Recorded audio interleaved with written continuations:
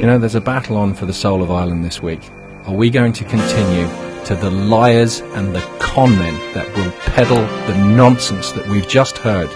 Why are you engaged in such scaremongering, Manus McMenamin, with some of the information on your posters? I think the reality is that if you look at the No group, it is a very unusual coalition of people, varying from the extraordinarily extreme right, people who are so far to the right that they're not even admitting that they're supporting, real religious extremists, nasty religious extremists, and on the other side, Trotskyite communists.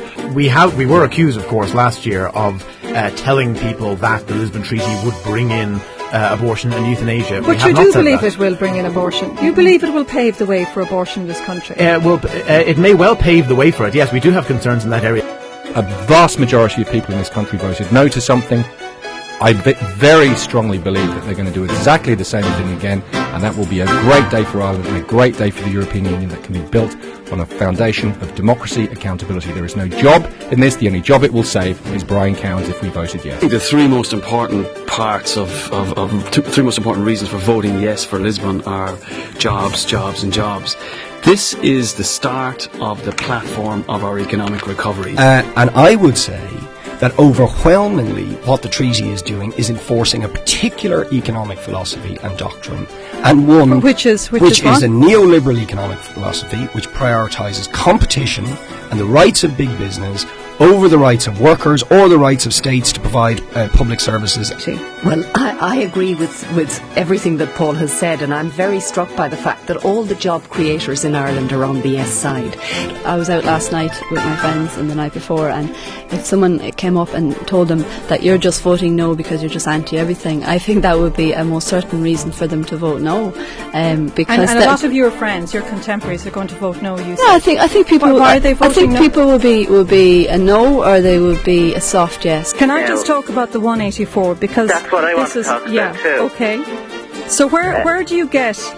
Why did you put in that poster that the minimum wage after Lisbon could be 184, when we have our own laws in this country which cannot be overruled by EU laws, clearly stating that the national minimum wage in Ireland is set down in Irish law?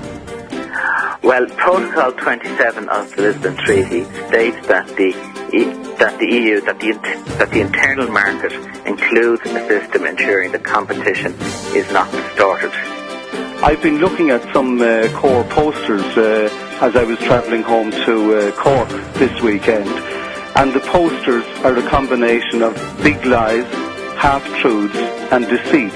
Okay, I need to take some quick news, but Brendan Halligan, just maybe you might want to come back to some of the points that Declan Ganley's making there. Not actually, just very quickly. Not actually, because I don't take any of them very seriously.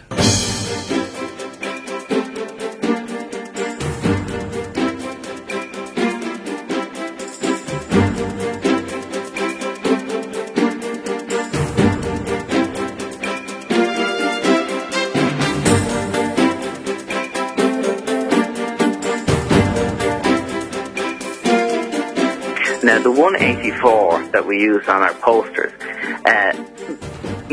people notice that we put the question mark in, because we're not saying it's going to be exactly. We're not saying it's going to be exactly 184. Okay, if you're going to shout, Manus McMenamin, we won't continue. But you can only do so if you're not actually shouting at me, because I'm not the shouting at you. I'm trying to finish my point, and somebody's trying to interrupt very rudely. No, I'm not interrupting. I'm just pointing out that the 184 is at the very top of the poster. It's very, very clear, the 184. Yes, and if I may finish my point, 184 is the average minimum wage of the 10 accession states that came in some years ago.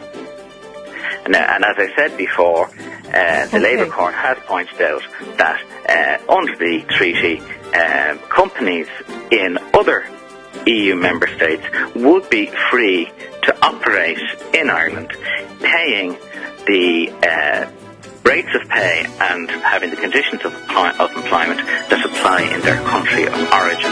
I think the No campaign has been so dishonest and has been all about a little Irelander type of attitude, you know.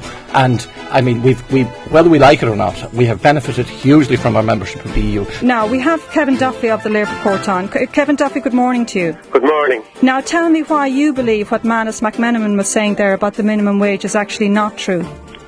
I just heard the interview very briefly, I'm afraid, but I heard him referring to the Labour Court having given an opinion on this matter, and I've seen a leaflet, and I think what he's referring to is a decision that was given by the court in a case involving an application by a number of electrical contractors to cancel the registered employment agreement for the electrical contracting industry.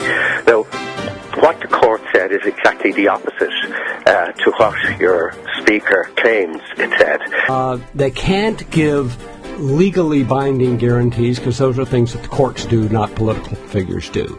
So we've got a legally binding guarantee given by people who cannot give legally binding guarantees. Can I read what they said? Let's clarify the Wall Street Journal thing. They don't thing, even want the facts out there. Karen, can I read what they said? Who do you mean that they don't want the facts I mean out the there? media bias in this whole debate, last time and this time, it's been written about today, even in the Sunday Business Post, is just stunning. I mean, can I just say that the Wall Street Journal said... Clarifying a point, Declan Ganley, it's not media bias. Let's can I say what they said? You can.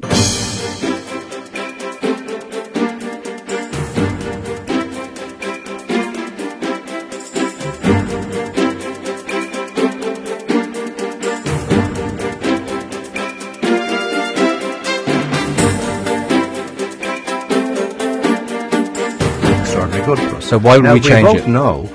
It is absolutely certain that the Lisbon Treaty will fall, in which case then you've got David Cameron, who will come in and have a referendum, and almost certainly the British people who are the English people, as distinct from the Scots or the Welsh, who are Europhobic, yes, will vote against, and Britain will then begin to unpick its relationship with the European Union. Now, I've been studying this for over 20 years. I went to the Conservative Party this June. I've checked on it. I'm absolutely certain they're going to take Britain out of the EU if they can. Now, in those circumstances, we will be in their strip sling. We will go back to being what we were before 1973, an economic and political province of the United Kingdom. I do not want that. That's what nonsense. We got away from. You don't know what you're talking about. And I'm not going to sit here. Shame on you for scaremongering. Shame on you. A political tourist. Declan Ganley, let me speak. Okay.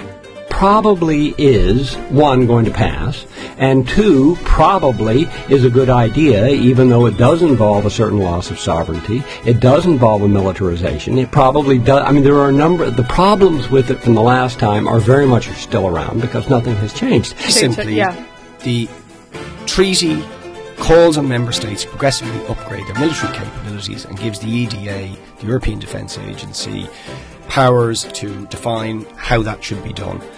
I'm against the arms trade. I'm against expanding the arms trade. I'm against spending money on more and more sophisticated ways to kill innocent people, as is being done in Afghanistan currently, and tragically Irish troops are involved in that, in a NATO-run war, which has killed thousands of Afghanis, which is a completely immoral war. What the Lisbon Treaty will do will give us a closer relationship with the NATO military alliance and calls on states to upgrade their military capabilities. Well, time marches on, and the interesting thing is, I mean, there's a point that you raise, is that the Lisbon Treaty is very unlikely to go through anyway now. We seriously cannot afford to sort of tweak the nose of the European Union and say, you're not having what you all want. I, at this stage, and I was approached by a number of people at the time of the first election to take a position of public advocacy on both sides, and I refused to do so. But I can say right now, for whatever it's worth, this humble doctor is voting yes.